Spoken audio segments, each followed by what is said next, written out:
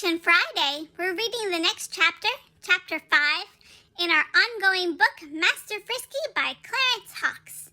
Last week, we discovered that the dog Frisky was able to save Fan the horse by gnawing off her harness when it was choking her. Frisky to the rescue! Of course, he was only able to do that because he kept his teeth nice and sharp by chewing on bones, which he likes to do. I like to do that too. But I prefer chewing on more expensive things like antlers and Mommy's glasses and Mommy's laptop. Yum, yum. Like I said previously, I may be a bit of a scamp, just like Frisky. As always, the link to the book is in the description below. Chapter 5, Some Lessons in Good Behavior. About a week after stealing Mrs. Maloney's meat, Master Frisky's education began. For no dog, it matters not how well behaved he may be naturally, but is improved by a few lessons in good behavior. The first step in the training of a dog is to teach him to mind the whistle. This is very important, for one can handle him so much easier if he will come when he is called. I got a long, light cord and tied one end in Master Frisky's collar, and the other I let him drag upon the ground, and together we went for a walk across the fields. He was all eagerness and excitement, for he thought I had come to see him hunt grasshoppers, but that was not my intention. When he had gotten real interested in following up a grasshopper, I whistled to him, at the same time taking hold of the loose end of the cord. He looked up, wagged his tail, and plainly said in dog language, "I had rather stay here," and began to look for the grasshopper again. I gave a sharp pull at the cord. Frisky looked up much astonished when it twitched on his collar. He had not imagined that my arm was so long. I whistled and pulled sharply again. This time there was no mistaking my meaning. I had a long arm indeed, and he at once ran to me and lay down in the grass. A few repetitions of this object lesson and the point was gained.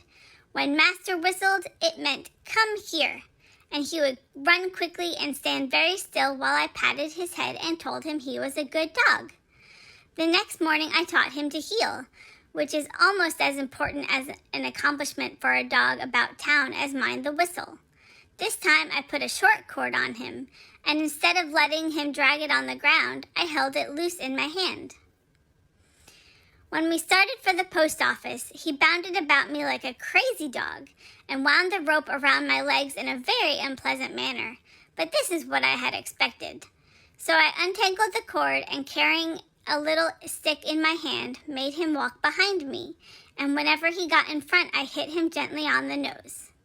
At first, there was a great hardship to have to walk behind and not go racing about, looking into all the corners and getting into mischief. But he soon learned what I wanted, and then he would walk behind, looking as prompt and dignified as a dog could well look. And he seemed to say, "What a well-behaved dog I am." And he would look scornfully at the puppies that were racing about bothering their masters. After these 2 lessons, I let his education go for a time, as I did not want to get too many things into his head at once.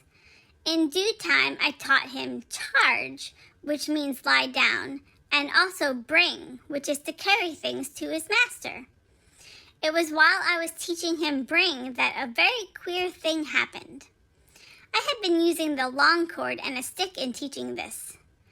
It was midsummer and very hot, and the lessons were rather hard, and I do not think that Master Frisky enjoyed them, for one morning when I went to get the cord, I found it gnawed in several places, and the stick was nowhere to be seen. "The little rascal," I said, "it is his work."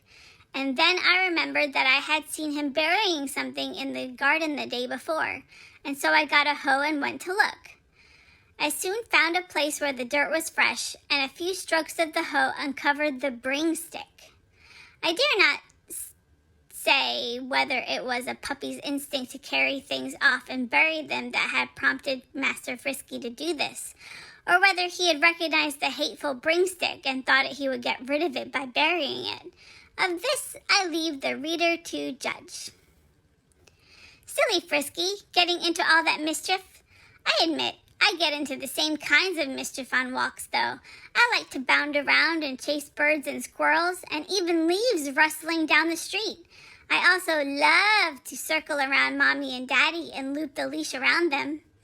But when I do something right, they always tell me what a good dog I am, just like Master Frisky's master does to him. That's all the story I have for this week, so make sure to join me next Friday for another chapter in Master Frisky. And be sure to come back on Monday for another Music Monday song, and Wednesday for the next entry in our What Animal Stuffies Does Pupper Pie Have wiki series. Thanks for hanging out today. Bye!